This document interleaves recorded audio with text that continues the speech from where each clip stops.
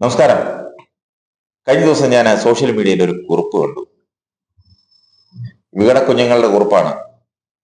ശ്രേഷ്ഠ ബാവയുടെ 40ാം ചരമദിനം അത് വിപുലമായി കൊണ്ടാടുവാൻ അതിനുള്ള ഒരുക്കങ്ങൾ പൂർത്തിയായതായി യാക്കോബായ നേതൃത്വത്തിന്റെ അതായത് വർക്കിംഗ് കമ്മിറ്റിയുടെ ഒരു അറിയിപ്പായിട്ടാണ് അവരുടെ തീരുമാനവും അറിയിപ്പും സോഷ്യൽ മീഡിയയിൽ പങ്കുവച്ചതാണ് വായിച്ചത്. അതിന്റെ അടിയിൽ തന്നെ പലരും പല അഭിപ്രായങ്ങളും ഒക്കെ പറഞ്ഞിട്ടുണ്ട്.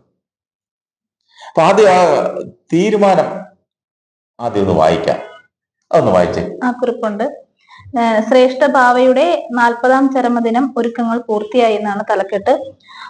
പുണ്യ ശ്ലോകനായ ശ്രേഷ്ഠ ബസേലിയസ് തോമസ് പ്രഥമൻ ബാവയുടെ 40ാം ചരമദിനം ആചരിക്കുവാനുള്ള ഒരുക്കങ്ങൾ പൂർത്തിയായതായി പരിശുദ്ധ യാക്കോബായ സുറിയാനി സഭയുടെ വർക്കിംഗ് കമ്മിറ്റി അറിയിച്ചു. ശ്രേഷ്ഠ പിതാവ് അന്ത്യവിശ്രമം കൊള്ളുന്ന പുത്തൻകുരിശ് പത്രിയാർക്കി സെന്ററിൽ 5 ലക്ഷം പേരെ ഉൾക്കൊള്ളാൻ ഉള്ള പന്തൽ ക്രമീകരിക്കും. വിവിധ ദേവാലയങ്ങളിൽ നിന്നും വരുന്ന 100-ൽ പരം തീർത്ഥാടക സംഘങ്ങളെ പുത്തൻകുരിശ് ടൗണിൽ സ്വീകരിക്കും. അന്നേ ദിവസം ഇവിടെ എത്തുവാൻ സാധിക്കാത്ത ദേവാലയങ്ങൾക്ക് വിശുദ്ധന്മാരുടെ ഓർമ്മ പെരുന്നാൾ ആചരിക്കുന്നത് പോലെ ബാവ തിരുമേനിയുടെ 40ാം ചരമദിനം ആചരിക്കുവാനുള്ള അനുമതി നൽകും.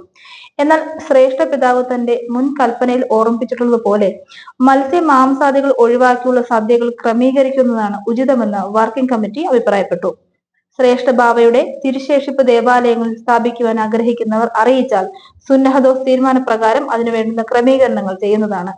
40ാം ചരമദിനമായ ഡിസംബർ 9-ന് കേരളത്തിലെ മുഴുവൻ സർക്കാർ, അർദ്ധ സർക്കാർ സ്ഥാപനങ്ങൾക്കും വിദ്യാഭ്യാസ സ്ഥാപനങ്ങൾക്കും പൂർണ്ണ അവധി നൽകണമെന്ന ആവശ്യം സർക്കാർ തലങ്ങളിലും മറ്റു തലങ്ങളിലും അറിയിക്കുവാൻ യോഗം തീരുമാനിച്ചു. കേരള സർക്കാരിന്റെ സ്കൂൾ പാഠ്യപദ്ധതിയിൽ കേരള നവോത്ഥാന നായകരായ ശ്രീനാരായണ ഗുരു, മന്നത്ത് പത്മനാഭൻ, ചട്ടമ്പി സ്വാമികൾ തുടങ്ങിയവരുടെ ചരിത്രം പഠിപ്പിക്കുമ്പോൾ ശ്രേഷ്ഠ ബാവയുടെ ജീവചരിത്രം കൂടി ഉൾപ്പെടുത്തണമെന്ന ആവശ്യവുമായി ഭരണ പ്രതിപക്ഷ MLA-മാരെയും MP-മാരെയും മറ്റു രാഷ്ട്രീയ കക്ഷി നേതാക്കളെയും സമീപിക്കാൻ ഡോക്ടർ ഗീവർഗീസ് മാർ കൂറിലോസ് മെത്രാപ്പൊലിത്തെ യോഗം ചുമതലപ്പെടുത്തി. അതാണ് കുറിപ്പ്. ഈ കുറിപ്പ് സത്യമാണോ അതോ ഏതെങ്കിലും ബിരുദന്മാരുടെ മനസ്സിൽ തോന്നിയതാണോ എന്ന് അറിയില്ല. കാരണം ഇദ്ദേഹത്തിന്റെ ശ്രേഷ്ഠ ബാവ, അദ്ദേഹത്തിന്റെ ജീവചരിത്രം അത് കുട്ടികളെ പഠിപ്പിക്കണമെന്നൊക്കെ പറഞ്ഞാല് നമ്മൾ എന്താ മനസ്സിലാക്കേണ്ടത്? അത് ഒരാളെ പഠിപ്പിക്കാൻ കിട്ടാൻ തന്നെ ബുദ്ധിമുട്ടാണെന്നൊക്കെയാണല്ലോ പറയുന്നത്. പഠിപ്പിക്കാൻ ബുദ്ധിമുട്ടായിരിക്കും, പക്ഷെ അതിലുപരി അത്രയുള്ള പ്രാധാന്യമുള്ള ആളാണ്. അത്രയും പ്രാധാന്യമുള്ള ആളാണോ എന്നൊക്കെ ചോദിച്ചാല് സത്യം പറഞ്ഞാല് എനിക്ക് അതിശയം തോന്നുന്നു. കാരണം ചരിത്ര പുസ്തകത്തിൽ പുതുതലമുറയ്ക്ക് പഠിക്കാൻ പറ്റിയ ഇത്രയും ഗുണമേന്മയുള്ള ഒരാളെ കണ്ടെത്തുക എന്നുള്ളത് പറയുന്നത് തന്നെ ഒരു വലിയൊരു കാര്യമാണ്. കാരണം നമ്മളൊക്കെ ഈ ഇദ്ദേഹത്തിന്റെ കുറിപ്പിൽ പറഞ്ഞ അനുസരിച്ചാണെങ്കിൽ മന്നത്ത് പത്മനാഭനെ പോലെയും ശ്രീനാരായണ ഗുരുവിനെ പോലെ അവരൊക്കെ കേരളത്തിൽ ജീവിച്ചിരുന്നവരാണ്. ആ ഗണത്തിലാണ് ഇദ്ദേഹത്തെ കാണുന്നത്, ശ്രേഷ്ഠ ബാവയെ. അതിനകത്ത് പറയുന്നുണ്ടല്ലോ, അത് സ്കൂളുകൾക്കും വിദ്യാഭ്യാസ സ്ഥാപനങ്ങൾക്കും കൊടുക്കണം. ഇദ്ദേഹം ചെയ്തു കൂട്ടിയ ക്രിമിനൽ പശ്ചാത്തലമുള്ള ഒരു വൈദികനായിരുന്നു അദ്ദേഹം.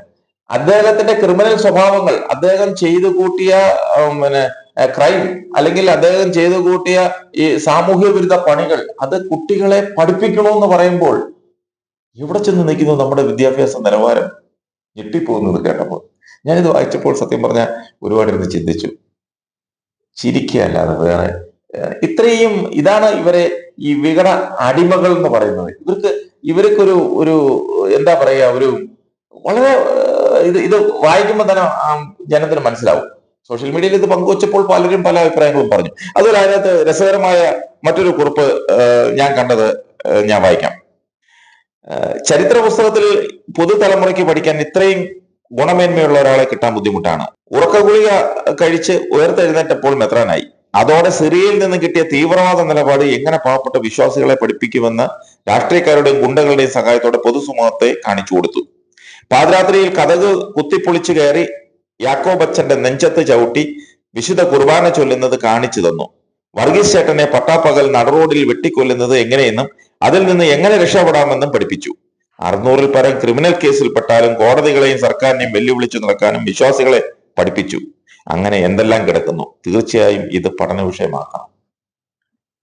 ശരിയല്ലേ? ഇത്രയും ക്രിമിനൽ ആയിട്ടുള്ള ഒരാളെയാണോ പഠിക്കണമെന്ന് കുട്ടികൾ പഠിക്കണമെന്ന് അതെ, കായംകുളം കൊച്ചുണ്ണിയെ കുറിച്ച് നമ്മൾ കേട്ടിട്ടില്ലേ? ചരിത്രങ്ങളില്ലേ? അത് ചരിത്രങ്ങളാണല്ലോ. വെള്ളയാണി പരമു. പക്ഷെ ഇത് വെള്ളയാണി പരമും അല്ല, കായംകുളം കൊച്ചുണ്ണിയും അല്ല, ശ്രീനാരായണ ഗുരുവും അല്ല, മന്നത്ത് പത്മനാഭനും അല്ല. ഇവരൊക്കെ വലിയ മന്നത്ത് പത്മനാഭനും ശ്രീനാരായണ ഗുരുവും ഒക്കെ ജീവിച്ചിരുന്ന കാലത്ത് അവരൊക്കെ ചെയ്ത ഈ സമൂഹത്തിന് വേണ്ടി ചെയ്ത എന്തെല്ലാം കാര്യങ്ങളാണ്. അതല്ലേ നമ്മൾ പഠിക്കുന്നത്. അതല്ലേ നല്ലൊരു കാര്യം പറയാം. ഇദ്ദേഹം ചെയ്ത നല്ലൊരു കാര്യം എന്ന് പറഞ്ഞാൽ 600 കേസിൽ പ്രതികളായി. 600 കേസിൽ പ്രതിയായി. അല്ലാതെ വേറെ ഒന്നുമല്ല, 600 കേസിൽ, അതും പള്ളിപിടുത്ത കേസിൽ. പള്ളിപിടുത്തം മാത്രമല്ല, പള്ളി പിടിച്ച് കൈയേറി. അത് മാത്രമല്ല, അദ്ദേഹം പള്ളിപിടുത്തം മാത്രമല്ല, ഇദ്ദേഹം ചെയ്തിട്ടുള്ള സാമൂഹ്യ വിരുദ്ധ പണികൾ ഒരുപാടാണ്. ഒരു മനുഷ്യൻ 600 കേസിൽ പ്രതിയാണെന്നൊക്കെ അത് അദ്ദേഹം തന്നെ തുറന്നു പറയുന്നുണ്ട്. 600 കേസിൽ അദ്ദേഹം പ്രതിയാണെന്ന് അദ്ദേഹം തന്നെ തുറന്നു പറയുന്നുണ്ട്. 4ാം ക്ലാസ് വിദ്യാഭ്യാസം, 4ാം ക്ലാസ്സിൽ 2 പ്രാവശ്യം എഴുതുന്ന പുള്ളി തന്നെ പറയുന്നത്. ഈ സാധാരണ മലങ്കര സഭയിലെ മെത്രാനാകണമെങ്കിൽ മിനിമം വിദ്യാഭ്യാസം ഡിഗ്രി എങ്കിലും ഗ്രാജുവേറ്റ് ആയിരിക്കണം, ഡിഗ്രി എങ്കിലും പാസ്സായിരിക്കണം. ഇപ്പം അന്നൊക്കെ, ഇപ്പോഴൊക്കെ തന്നെ ഡോക്ടറേറ്റ് ഉണ്ടെങ്കിലേ പറ്റൂ. ഒരുപാട് അത് വിശ്വാസികൾ തെരഞ്ഞെടുക്കുന്നവരാണ് മെത്രാൻ സ്ഥാനത്തേക്ക് മത്സരിക്കുകയും മെത്രാനാവുകയൊക്കെ ചെയ്യുന്നത്. അത് വിശ്വാസികൾ തെരഞ്ഞെടുക്കണം. ഇദ്ദേഹത്തെ എവിടെ തെരഞ്ഞെടുത്തു? ഏത് വിശ്വാസി തെരഞ്ഞെടുത്തു? ഇദ്ദേഹം ഒരു സുപ്രഭാതത്തിൽ ഇദ്ദേഹം ആശ്രമത്തിൽ നിന്നു അങ്ങനെ വൈദികനായി. അദ്ദേഹത്തെ ചരിത്രമൊക്കെ ഒരുപാടാണ്. അദ്ദേഹം ഈ പള്ളിയിൽ കുഴി വെട്ടാൻ വരെ, അതായത് ഈ ശവസംസ്കാരത്തിന് കുഴി വെട്ടാൻ വരെ നടന്നിട്ടെന്ന് അദ്ദേഹം തന്നെ അത് പറഞ്ഞിട്ടുണ്ട്. അത് കഴിഞ്ഞിട്ട് ആശ്രമത്തിൽ നിന്നിട്ട് അദ്ദേഹം വൈദികനായി. 4ാം ക്ലാസ് വിദ്യാഭ്യാസ യോഗ്യതയേ ഉള്ളൂ. പിന്നെ അത് കഴിഞ്ഞ് ഒരു സുപ്രഭാതത്തിൽ അദ്ദേഹം നേരെ പോയി മെത്രാനായിട്ടാണ് അദ്ദേഹം തിരിച്ചു വരുന്നത്. ഈ കുറിപ്പ് പങ്കുവച്ചവരുടെ ലക്ഷ്യം എന്താണ്? കുറിപ്പ് പങ്കുവച്ചവരുടെ ലക്ഷ്യം എനിക്ക് തോന്നുന്നു അദ്ദേഹത്തെ കളിയാക്കാൻ വേണ്ടി പങ്കുവച്ചതായിരിക്കും. വർക്കിംഗ് കമ്മിറ്റി ഇങ്ങനെയൊന്നും തീരുമാനിക്കുന്ന, അങ്ങനെ വർക്കിംഗ് കമ്മിറ്റി ഇങ്ങനെ തീരുമാനിച്ചിട്ടുണ്ടെങ്കിൽ ഇവര് അവര് ഈ ലോകത്തൊന്നും അല്ല ജീവിക്കുന്നത്. ഇതാണ് അവരെ അടിമ മുഖങ്ങൾ എന്ന് പറയുന്നത്. ഇവര് ഇങ്ങനെ സ്വബോധമുള്ളവര് പറയുന്ന കാര്യമാണോ? ബോധമില്ലാത്തവര് പോലും ഇത് പറയത്തില്ല. പിന്നില്ലേ സ്വബോധമുള്ളവർ ഒരിക്കലും പറയുന്ന കാര്യമാണോ ഇത്? പറയത്തില്ല. കാരണം ഇദ്ദേഹത്തെ കുറിച്ച് കുട്ടികൾക്ക് പഠിക്കാൻ പാഠ്യപദ്ധതിയിൽ ഉൾപ്പെടുത്തണമെന്നൊക്കെ പറഞ്ഞാൽ അത് ചിന്തിക്കാൻ പോലും പറ്റുന്നൊരു കാര്യമല്ല. അല്ല, എന്താ അങ്ങനെ അവരെ തോന്നിപ്പിക്കാനുള്ള കാരണം? അതിപ്പോ എന്തെങ്കിലും ഒരു പോസിറ്റീവ് വശം എന്തെങ്കിലും പറയാൻ അവർക്ക് ആരെങ്കിലും ഒന്ന് ഉയർത്തി കാട്ടണ്ടേ? ഇദ്ദേഹത്തിന്റെ മരണം തന്നെ വലിയ വിവാദമായിരുന്നു. ഇദ്ദേഹം മരിച്ചിട്ട് എത്രയോ ദിവസങ്ങൾ കഴിഞ്ഞ് അത് മരിച്ചു എന്ന് പ്രഖ്യാപനം നടത്തിയത് പരുമല തിരുമേനിയുടെ പ്രഖ്യാപിത മലങ്കരയിലെ വിശുദ്ധനാണ് പരുമല തിരുമേനി.